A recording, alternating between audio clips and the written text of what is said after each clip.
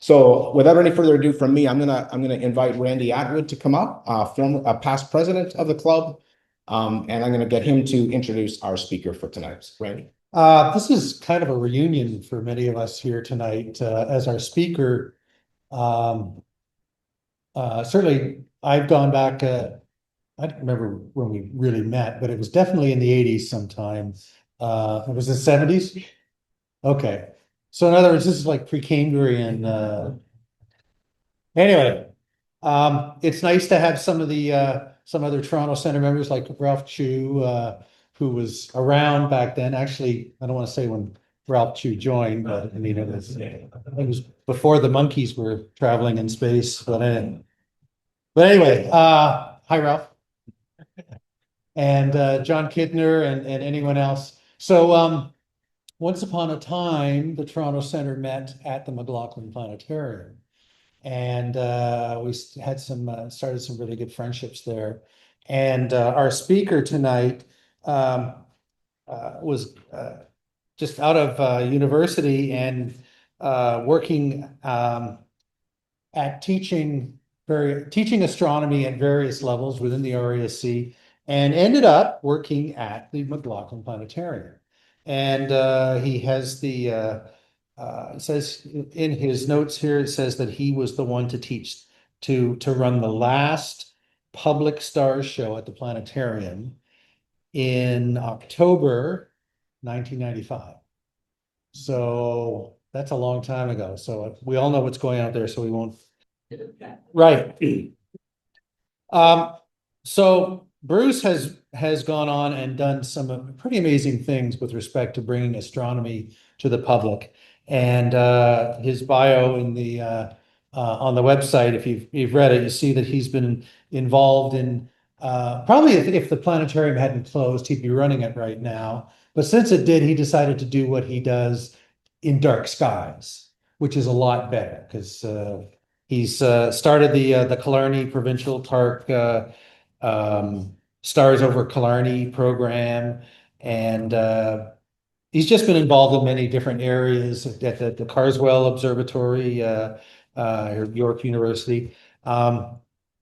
So I was very interested when Robin Metcalf mentioned what he's up to with respect to expanding the Killarney program, and I thought you would enjoy it as well. So please join me in welcoming our speaker, Bruce Waters, who will be talking about working across organizations and continents to boost astronomy education. Bruce? Thank you, Randy. Thank you very much. Can everyone hear me back there? Okay, great. Now, as I said earlier, I have these great new reading glasses that are fabulous, which means I can see here. I can't see any of you back there. So if you have a question, please feel free to stop me. I tend to listen to my own voice. My wife tells me that all the time. But I'd love to take any questions you have. But there is a sort of an organized flow to this presentation. So again, thank you, Randy, for the introduction. I really appreciate that a lot. Ralph, I'm sure there you are. I see you up there. So it's great to see you all. And again, this does feel like a reunion. And, sort of meeting people that I've known for a long time is kind of forming connections and rebonding together those connections. And that's really what this presentation is about. It's about making connections within the astronomical community. Now, I don't know about you folks, but I have been overwhelmed in a positive way about how many people are willing to share their knowledge and expertise. I've had the opportunity of working with Nico Carver, famed astrophotographer. I have corresponded a fair bit with Damien Peach, probably one of the greatest planetary imagers, great guy, Christopher Go, all kinds of people, and everyone wants to share. It's amazing. It's an amazing community we belong to. So I want to take us back to the beginning of communities and the beginning of forming bonds and connections, maybe a little esoteric and preachy a little bit. I apologize, but we'll see how that all connects to us later on. My cloud's still going good. So let me know if you hear the sound. Hopefully it works. Aha. Okay. So that's it. I hope you enjoyed the presentation. Well done.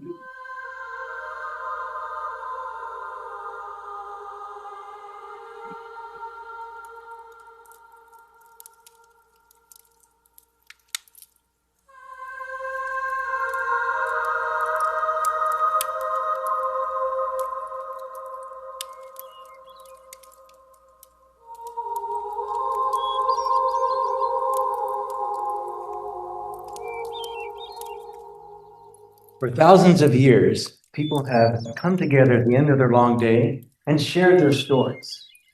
And they shared those stories that gave them the most joys in the day, as well as some of the stories that gave them difficult challenges. And they shared their stories, maybe also their parents, their grandparents, and their ancestors' stories amongst each other and amongst their children. And those villages that came together would also join and share and collaborate with other villages when there were times of need. So a lot of stories got shared around, and those stories had two purposes primarily, according to mythologists. One is to teach morals, the thou shalt and the thou shalt nots of our lives. And the other was to teach practical applications of life. If you sow the crops now, you can reap the harvest in the fall, for example. Over time, these stories, as you can imagine, were told under a nice dark sky without light pollution. Those stories, with their myths, as you wish, got placed amongst the stars and thus formed our constellations. Now, our constellations, of course, come from the ancient Sumerians, Babylonians, transferred to the Egyptians, then to the Greeks, stars being named by the Arabs about 1,000 years later, and so on. But cultures all over the world, on every continent but Antarctica, had their own stories that they placed amongst the stars. Now, if you had this knowledge, you had, in a sense, star power. I'll call it that. Not a great name, but I like it. Star power allowed you to do two things. It allowed you to forecast the future. And I'm not talking about the other AST word, astrology. I'm talking about building a calendar. So if you're an Egyptian living 5,000 years ago, and you saw this bright star just before sunrise, somewhere around the middle of August or so, they called it Sokdet, or the sharp one, you knew that a very important event was about to transpire. One of the biggest events in ancient Egypt, and that was the flooding of the Nile River. It doesn't flood anymore because the Astronomy has filed it back. But back in ancient times, this is very, very important to the Egyptians because the Nile River flooding brought fresh nutrients and minerals to provide the sustenance of life in agriculture. On the other hand, if you were not aware of this and you were camped out somewhere in the river around the banks, you may find yourself pretty soggy that next morning. So having knowledge of the star Sokdet and seeing it at its rising just before the sunrise gave rise to the Egyptians of their first calendars. And again, people all around the world created calendars. That's one star power. The second star power is navigation. If you could find your way with the stars, and let's say you're in ancient Greece running on one of your triremes across the Mediterranean, or if you're on a caravan across the deserts, wherever the case might be, if you could tell the altitude of your star at your origin, and you knew the altitude of that star at your destination, whether it was Polaris in modern times or Thuban in ancient Egyptian times, if you could tell that difference, you could very successfully navigate in latitude around the Earth. So the constellations arose from stories in the stars, but star power allowed cultures and communities to collaborate, to share knowledge, to share wealth, and trade across vast distances. And it wasn't just the stars. It was also seeing the planets, or the wandering stars as they call them, seeing the sun and the moon. And in fact, the moon to this day plays a very important role in many of the early religions that still exist today, as well as a lot of the cultures in ancient times. Now, it took about 2,000 years or so for another event involving the moon to grip all of humanity together for a moment in time. All right, Houston. Go ahead, Houston. All right, you are go for TLI. Over. Roger, understand. We're go for TLI. The audio is only coming out of my laptop. Sounds great down here. Oh, great. Okay. So when Apollo 8 completed its translunar insertion, TLI, and then burned its rockets on the far side of the moon to slow it into lunar orbit, it saw something no one had really thought about. We spent billions of dollars, involved hundreds of thousands of people, not just in the United States, but around the world in certain parts, to put 3 astronauts around the moon. But one of the most amazing things they saw was the Earth. The first time we ever saw the Earth rising over another world. Jim Lovell, one of the 3 astronauts, looked upon this incredible sight and said, the Earth is the blue and white oasis amidst the darkness of space. I can't think of a better way to describe that sight. And for one brief moment in time, all of humanity put away its financial discrepancies, its politics, its wars, its problems of society, and came together to marvel at the sight brought to us from space. Now, the space program was really, really powerful, and it excited lots of people all around the world, as you can imagine. Look at what's happening with the Artemis 2 spaceship just coming back from the moon. That's still excitement is buzzing around everywhere. So somebody, a wealthy philanthropist in Toronto, well, actually in Ontario, said, you know what, I'm going to collaborate with the Ontario government and build a beacon for space science. And people will come down and enjoy a place where they can learn and host programs educating all of us about space. And I hope you can recognize the building. It's the one that doesn't exist anymore. When the planetarium bearing his name, R.S. McLaughlin, was the first to open its doors in 1968, it was considered one of the preeminent institutions of its kind. It had one of the largest domes, 23 meters across. It had 365 seats, one for each day of the year. And it had an East German Zeiss Universal Planetarium projector, putting incredibly sharp stars upon its dome. In fact, the stars were so sharp and it was so accurately displayed that the Apollo astronauts actually came to McLaughlin and learned some constellation recognition and celestial navigation at the planetarium. Who could forget coming through those doors and seeing the signage upon the wall? The heavens are calling you and will whirl around you, displaying to you their eternal glory, and yet your eye is still on the ground. Dante's Divine Comedy. How prophetic those words were when you think of what just happened to McLaughlin recently. You'd come upstairs into the Astrocentric Gallery. There was an original one, and then it was rebuilt in the 80s. And then, of course, you came to the Pièce de Résistance, the Star Theater, the Theater of the Stars. This is a truly immersive experience, and that's what planetariums give you. Sure, today there's Oculus and Apple Vision, all kinds of individual immersive experiences.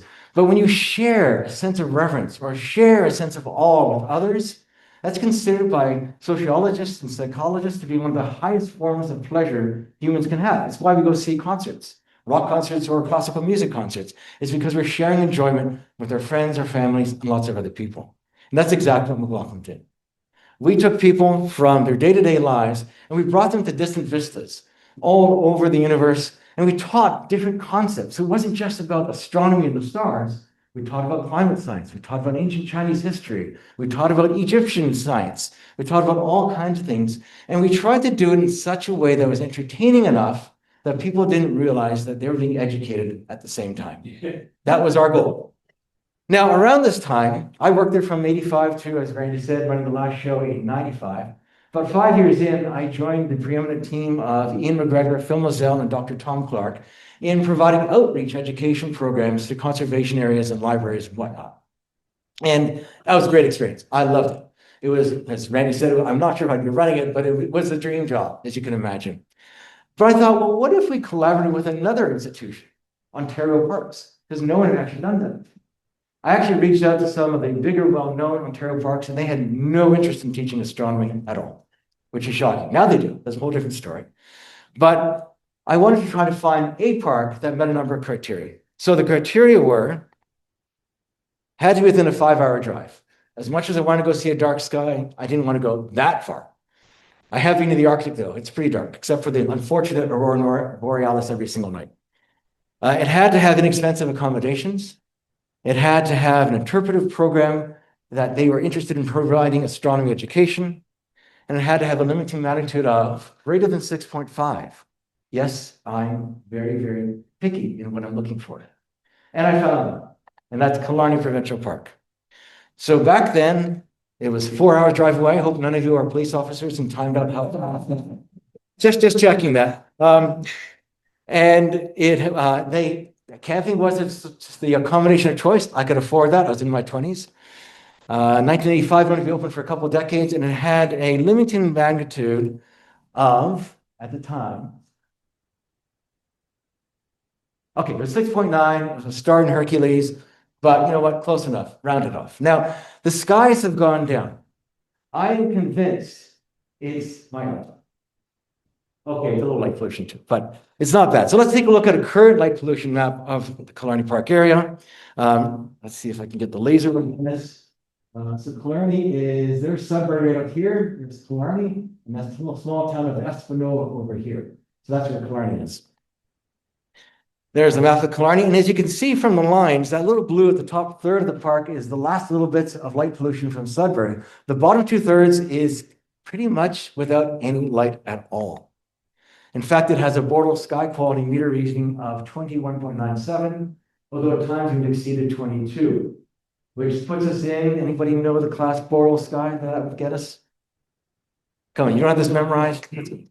Bortle 2, I actually say it's Bortle 1. And the reason I say that is if you look at Wikipedia and all these articles, everyone disagrees. You know, they might those scholars. So I call it a Bortle 1-2 sky. For those who are not familiar with the Bortle scale, the Bortle scale was developed, I think, about 30 years ago now. I live in a young and Finch. Wrong, it's Bortle 8-9. If we're lucky, it's 8. Usually it's 9. We love looking at night skies and watching airplanes go by. That's what we can see. In Killarney, though, we are sitting on the threshold of 1 and 2. So it's a really, really dark sky. So all that was left now is to come up, and this is 1985, and pay a visit to the park and see what it really looked like. How many of you have been to Killarney Park? Oh, well, then this presentation's over. So for those who haven't been, it's considered the crown jewel of the Ontario Park System. In fact, those are their words. Just kind of like when people look at Saturn through a telescope, people consider that the crown jewel of the planets. Ontario Parks considers this their crown jewel. It's an incredible, incredible place. It's the size of Toronto. It only has a couple hundred campsites, so there's a lot of quiet time in the park. The mountains there are formed about 2.5 billion years ago. I'm actually working with some professors doing some research in the park, sort of off the record, just seeing what we can gather. But those mountains used to be taller than the Alps, and they're worn down by successive periods of glaciation to produce this white quartzite mountain that you see there today. And those mountains, the quartzite comes from old sandstone that happened from old beaches, from ancient oceans and lakes. So it's a geologist's dream. So if you like geology, and that's my second favorite hobby, it's a good place to go to. So now we're in Killarney. Time to go to a place appropriately named Sunset Rock, have a look out and wait for the night sky to appear. So we go through twilight, and then I said, okay, I can't see anything from here. I'm going to the beach. And there's a picture from one of the beaches in Killarney. It is indeed a Bortle 2, back in those days, definitely Bortle 1 sky. A really, really magnificent sight. One of the differentiators is seeing the Triangulum Galaxy M33 naked eye, and you could easily see that. It was not a challenge. So it's an amazing place to go to. So off our presentation began. So I would take the McLaughlin Planetarium's 8-inch telescope, myself, and we would start teaching astronomy from the beach. We have the telescope set up on the beach. They have an amphitheater. We do a program in the amphitheater, bring people down to the beach and teach them about the night sky. But like McLaughlin, we didn't just teach them about the stars and the planets and sun and the moon. We also taught them about our connection to the skies. Because in a park, in a provincial park, you can see the night sky, and that's great. But what they really, really love is having their visitors, their clients, their customers, campers, actually understand the connection that they have to the night sky. So if we can put Killarney Provincial Park or any Ontario park in its cosmic connection, then we have elevated our level of education. So we provided the educational capability, they provided the dark skies, an amazing location, and we taught about organic material, the carbon in all life, of course, coming from nucleosynthesis of satellite stars, the action, one thermonuclear reaction producing the genesis of the next thermonuclear reaction. We taught about how the sand that they stand on the beach is made of silicon dioxide. Silicon, oxygen, where's that come from? Same place. We also talked about the core of the Earth. The energy that pushed those mountain ranges up that you can see in Killarney came from radioactive decay forming from the formation of our solar system. So that's how we put everything together. And after 25 years of presentations on that forum, unfortunately, 15 years after McLaughlin closed its doors, we built the Killarney Provincial Park Observatory. And that is our logo. So looking at sort of an aerial view of the observatory, there's now 2 observatories there. The one on the left featured a 10-inch Schmidt-Cassegrain telescope. And when it first opened up, we actually taught campers how to use it, and they run it themselves. So we actually produced little simple charts, and they could sign it out for a night, and we would teach them how to use it, and go ahead. and they loved it. Imagine being a parent who never had any ability of showing their kids the sky and not showing their children the moon or the planets. That was an incredible experience. People loved it. People came back for more because they liked it that much. Now, about, let's see, 8 years later, we decided to build a much larger facility, and that's the dome on the right side there. And that features a 16-inch Meade LX600 telescope with a 5-inch, 130 millimeter refractor on top, and then a smaller refractor or camera or whatever on the bottom. We changed that up a fair bit. So between that telescope and in dark skies, you can imagine the kinds of astrophotography that we can capture with this telescope. So I'm going to just let this little part run here for a bit. I'm going to get a drink of water, and we'll regroup in a few moments.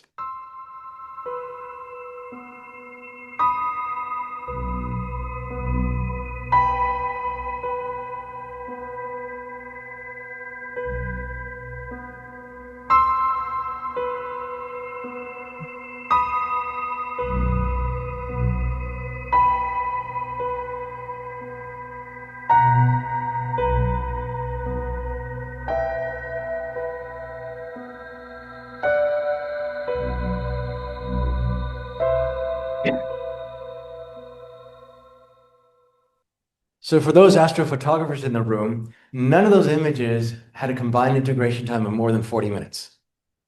So there are people who take hour-long exposures, multiple hour-long exposures. That was all less than 40 minutes.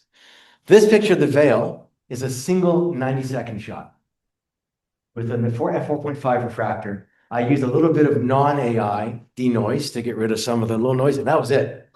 That's all that's required. So again, the sky is amazing. It can't be beaten. Now, we don't take pictures there, again, primarily for the purpose of boasting about how great our astrophotos are. Although, of course, just showing you 10 of my astrophotos, I did just that. So having said that, what we do, though, is try to use these images for educational purposes. So we might teach, for example, about supernova explosions and how the expansion of those supernova explosions runs into interstellar gas clouds, causing compression, which causes star formation, causing open clusters of stars, causing new sun-like stars to form. So that's what we do when we're up in Killarney. Now, in 2017, in anticipation of building the new observatory, we said, we're a dark sky preserve. Why don't we boast about it? Why don't we tell people, tell the world that we are that? So we reached out to the RASC's Light Pollution Abatement Committee, and we started measuring the places all around the park to see if we qualified for it. And we did, as you can well imagine. Now, 2018 was a special year because 2018 was the 150th anniversary of the RASC's formation. It was the 125th anniversary of Ontario Park's formation. So we thought, in honor of that, plus a new observatory, plus our dark sky designation, let's put on a new program to celebrate that. And we decided to work and collaborate with yet another institution. One of the greatest science museums in Ontario, especially now, is actually just in Sudbury. It's Science North. How many of you have been to Science North? Oh, same thing. I don't have to teach this. So Science North is an amazing facility. They have what they call their blue coat staff, their educators, and they are a very hands-on facility. So you go in there and all kinds of great people will make sure that you can't walk away from them until they've taught you something. And they're really, really good at their craft. The astronomy department is excellent. They have a really good planetarium, really great, knowledgeable people, but they have a terrible night sky. They actually are in the brightest area of all of Sudbury. So while they do have telescopes and they do show solar eclipses, the moon, planets, they can't go beyond that. So we reached out to them and worked with them to say, hey, you know what, listen, we got the dark skies. You got great educations. How about, because we're going to do this event in Killarney, how about we do a shared program calling it Stars Over Killarney? And thus that program was born. So they had activities going on at Science North that weekend. We had activities going in Killarney. And for one particular night, our Twilight Talk, we bussed people from Science North who would never come down to Killarney into Killarney so they could partake in seeing a really dark sky. So we taught them about the importance of dark skies, and we did that by blinding them with light from the slideshow. Unfortunately. And then we walked through a scale model of the solar system, past Mars, and into our observatory field, where hundreds of people gathered along the various telescopes that were there. We had our 2 observatories active and open, but we also had the Sudbury Astronomy Club, now the Sudbury Center, their volunteers were out there as well.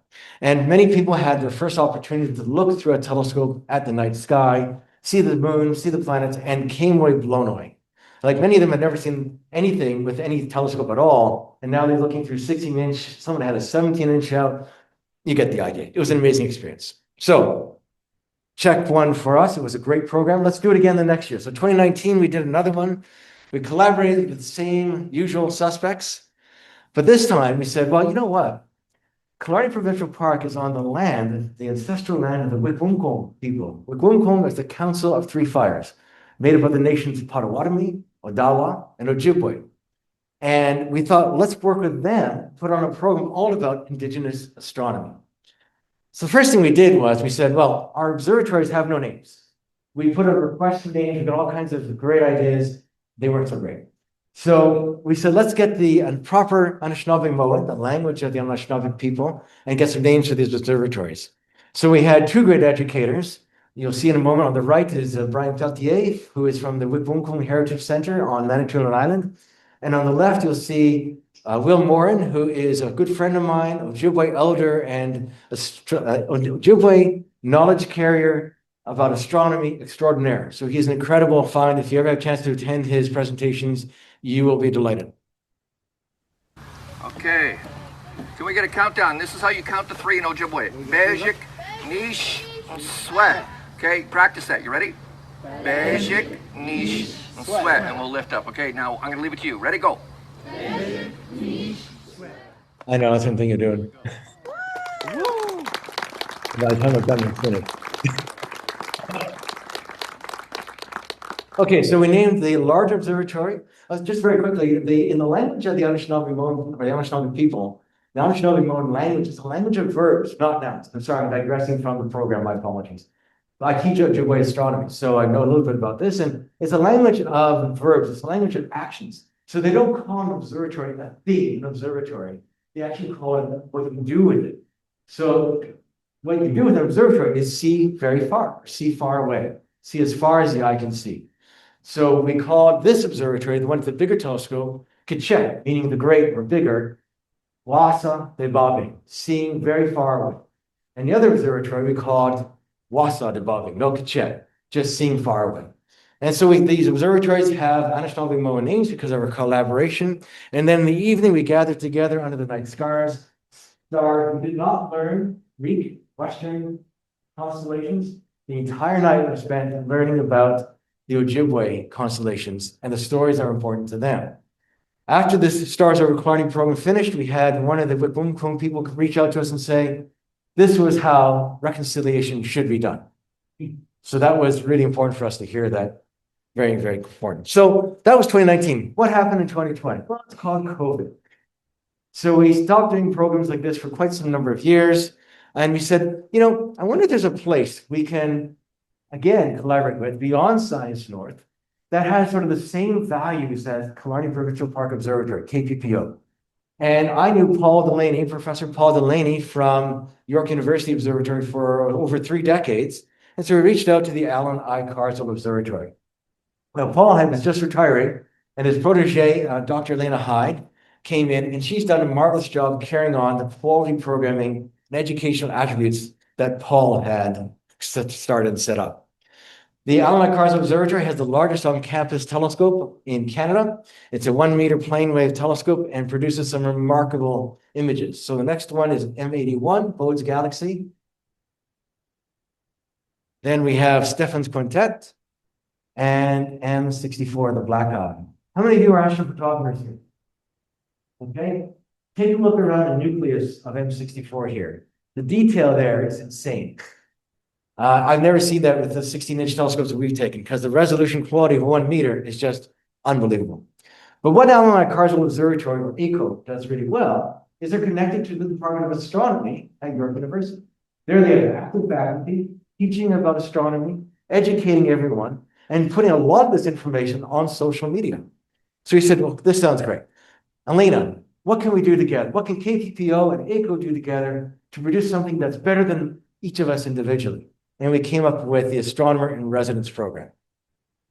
So the idea of the Astronomer in Residence program is we put a professional astronomer or a serious amateur, anyone here, welcome to join the program. We put you on site in Killarney. We give you a fully furnished apartment. Comes with your own kitchen, your own lounge, your own bedroom. I come to the private washroom, which I don't need to show you. It's really good, trust me. And basically, you can put in any kind of programs you want. We request 2 to 3 programs a week. We have a wide variety.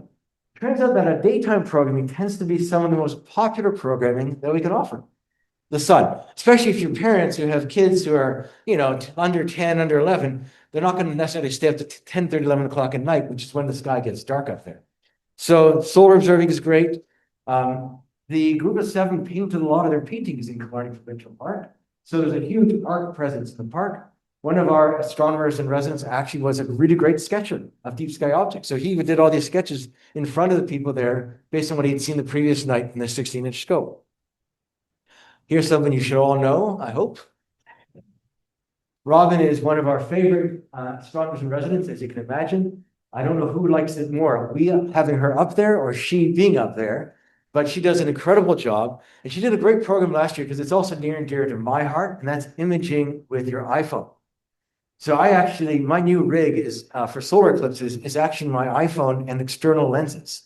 I'm able to get a 300mm lens on my iPhone and take pictures of sunspots on the sun with just the phone. So iPhones, especially, I'm not saying iPhones, smartphones in general. Sorry for those Apple haters in the audience. Smartphones in general are exactly what connects people to the night sky. Because a lot of them look at this like, well, I don't have money to buy a big telescope. I don't even know where to start. I don't know enough about computers. I don't know what to do. But everyone's got a smartphone. So a program like this is wonderful. This is a piece I did together with Nico Carver a few years earlier, doing this just with an iPhone in Killarney Park. Okay, so let's put it together. In summary, we have 2 great institutions, KPPO and ACO. Telescope-wise, definitely ACO has the 1 meter and the 60 centimeter as well, and a whole bunch of other smaller scopes. But Killarney has a 16-inch and a 5-inch and other refractors, so it's pretty good. Killarney, on the other hand, knocks the socks off of ACO from its dark sky. And you're talking Toronto versus North Georgian Bay, no comparison. Atmospheric seeing. Okay, this is a pet peeve of mine. I don't care who you are and how we the sky is here. Our twinkling and atmospheric distortion, thanks to our jet stream always over our heads, is not great. You might get the odds 6 out of 10 seeing. Seeing 8 or 9 out of 10 almost never happens except for in the picture I'll show you shortly. So seeing is bad in both sites. Sky visibility, if we didn't have buildings and trees in Killarney, maybe you could go down to 45 degrees south and declination. Public education. Killarney has great outdoor educators, but they don't have a lot of astronomy knowledge. ACO, on the other hand, has amazing astronomy educators, but they don't have a good sky to work in. So it's a really amazing marriage put in heaven. Okay, so here's the next question. Who now can we work with to help augment us even further? Find the gaps that we can't fill today and fill them in a way that goes beyond what ACO or KPPO can do. So here's some of the criteria. First of all, this is a crazy one. We want it to be no more than a 4 or 5 hour plane flight away. Sure, you can go to Australia, you can go to Atacama Desert, you can go to all kinds of amazing places, but it's not a quick journey to get there. We want it to be 4 or 5 hours away. We wanted to find some place, however, south enough where we got decent southern skies, right? So this doesn't have to come as a surprise. This is roughly the declination, +10, +13, if you travel 4 hours away from Toronto. And here's roughly the difference you can see in southern sky on a given moment in time over the course of a year. That's a lot of sky that we're missing from up here. And I shouldn't tell you folks that. We know that very, very well.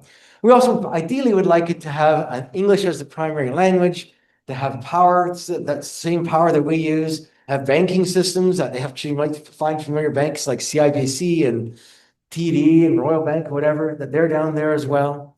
So those are some of the criteria. Other criteria is, I know this is crazy, clear skies. It's a good one. It's a good one. And warm skies.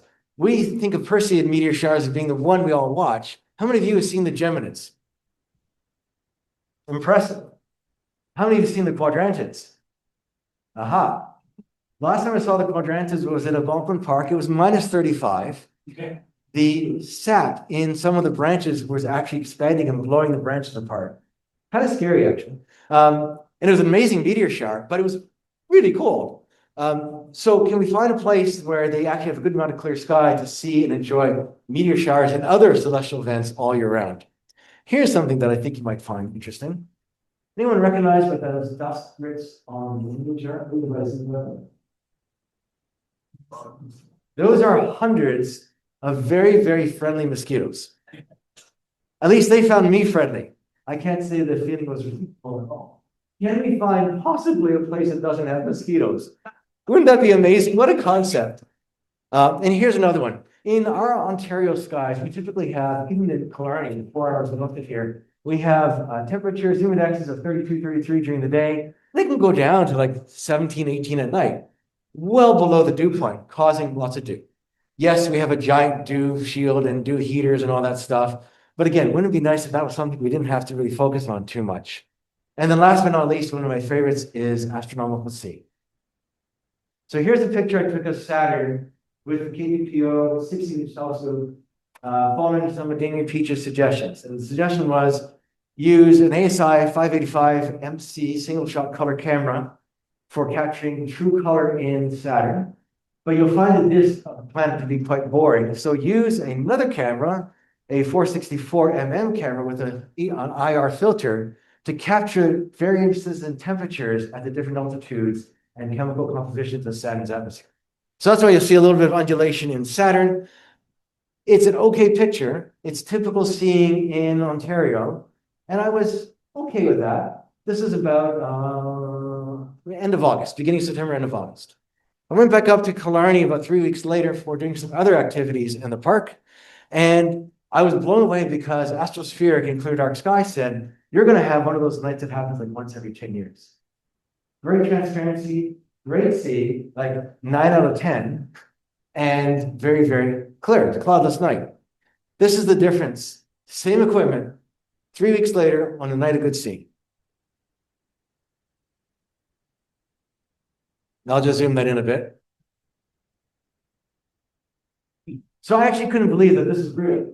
So I reached out to Damien Peach and I shared with him this image and I said, are you getting this kind of stuff? And he said, yeah, absolutely. Good shot. Great work. I said, I didn't do anything. It was the darn sky that made all the difference, right? So, well, I don't know about you folks, if any of you do planetary imaging, but for me, my whole life, I've tried to figure, what am I doing wrong? I don't understand it. I have all this equipment. I have all the time. I've done all the research. I'm using ChatGPT and Claude and everything to try to figure it out. It wasn't anything. It was the same equipment. It was just all about the seeing. So Damien also suggested, you want good seeing, go down to Barbados. That's what he does.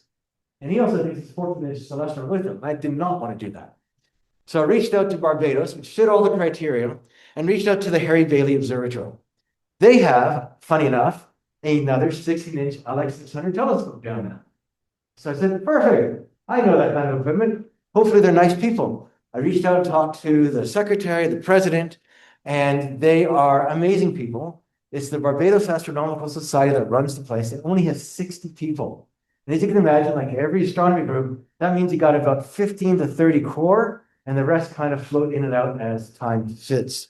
So it was time to go down there and meet them. I had to, unfortunately, drag my family from minus 35 and ice storms to go down to Barbados.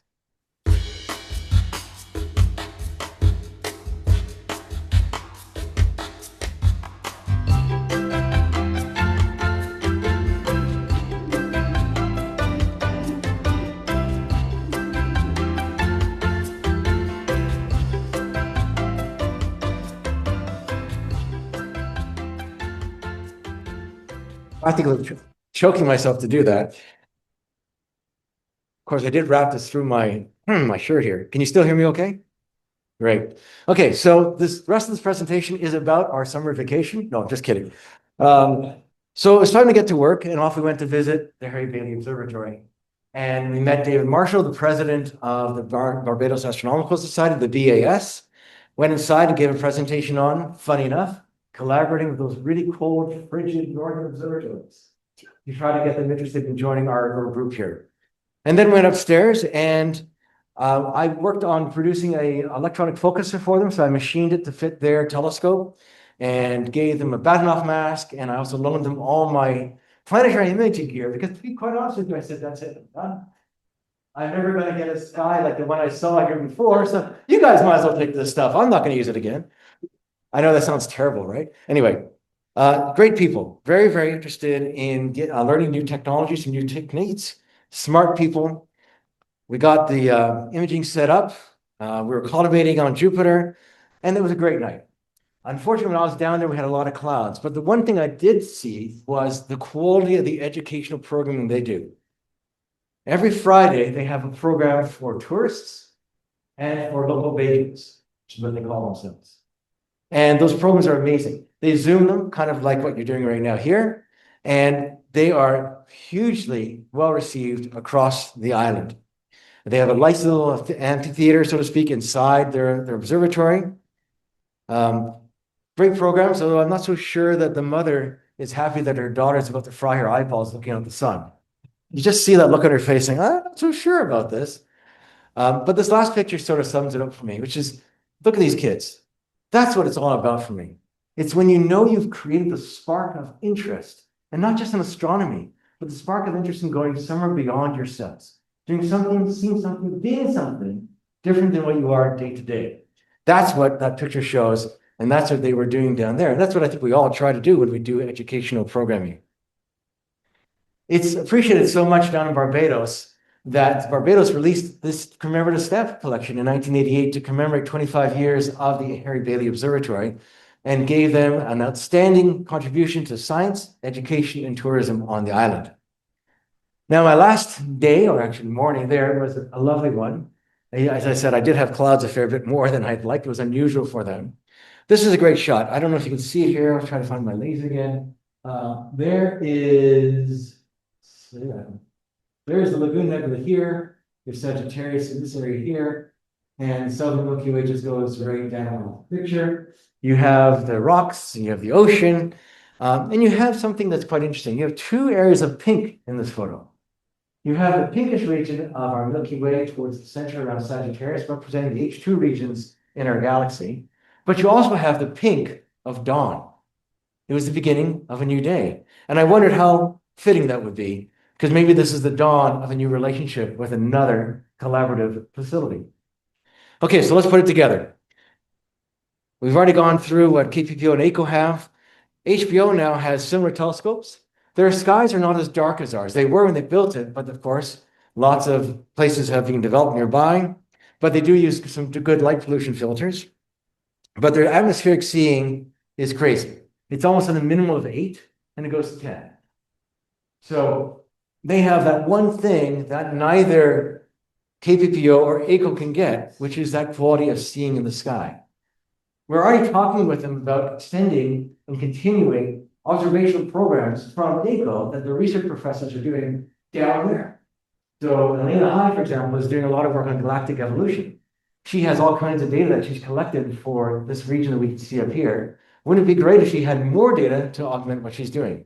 And they, on the other hand, down in Barbados, want to actually get involved and do research. They said that we're all about taking pretty pictures, but we don't care about that so much. We actually want to do educational programming and contribute to science. Again, another way of collaborating gratefully together. Okay, so I'm going to finish off, and I'm going to try not to choke myself. Can you still hear me okay? Great. So this last slide is one of our stars over Killarney. In 2022, we did one on planetary science and its connection to the geology in Killarney. We had Dr. Gordon Osinski, Oz, which you probably have heard interviewed a fair bit of late. He's on the Artemis 3 science team. He was our keynote speaker. We had Dr. Sarah Mazrui, planetary scientist, who you probably also heard a lot of late, and a great educator. And what we did, which was a lot of fun, is our astronomer in residence, Quentin Wayrich, he put in Mars, Jupiter, Saturn, Uranus, and Neptune. We saw all those planets that night. And each time we saw a different planet, we played a different piece from Gustav Holst's Planet Suite to match it up. But that wasn't good enough. We thought, well, let's live stream this down to the Allen Carter Observatory. That's kind of cool, but that wasn't good enough. Let's live stream that to Toronto's Nuit Blanche Festival of all-night music, art, and science. And that's what we did. So I'm just going to play a brief snippet of that, and then we'll wrap up.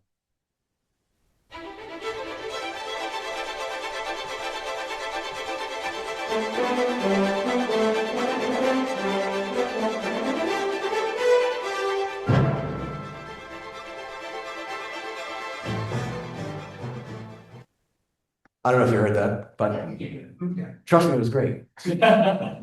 Okay, so we've come full circle. We start off in sort of the ancient world, Sumeria, Persia, ancient thousands of years ago, Egypt, and we've come sort of literally half circle, not full circle, but half circle over to Canada and Barbados.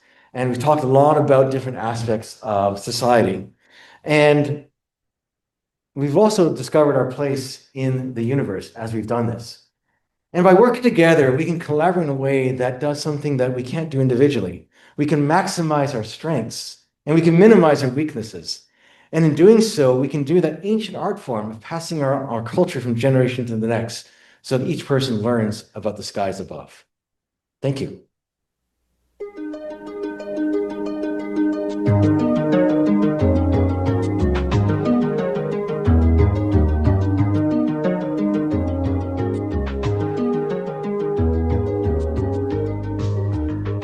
Thanks, Bruce. Thanks, Bruce. That was fantastic.